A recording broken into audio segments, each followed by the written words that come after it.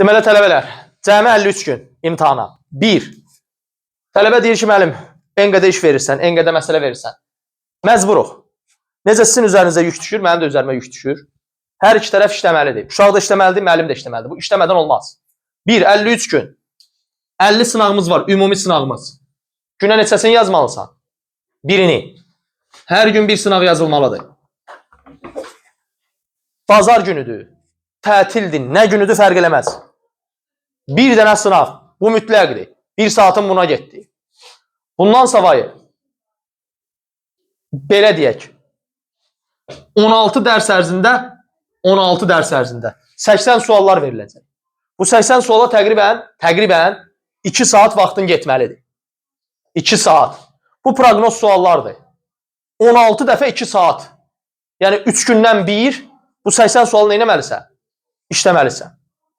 Sonra ardınca təqribən misal veriləcəyində təqribən 200-ə yaxın səndə misal olur. Bu da həftədə 2 dəfədən.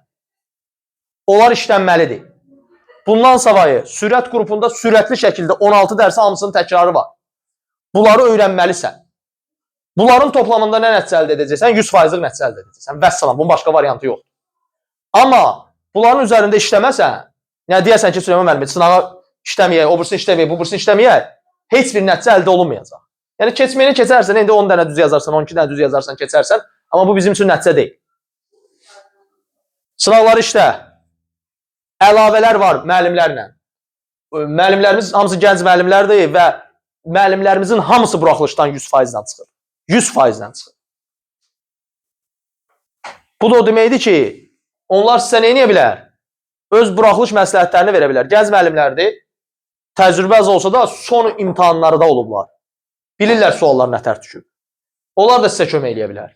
Bunların hamısından istifadə eləyin. Amma uşaq ki istifadə eləməsə nəticə yoxdur. Uğurlar və salam.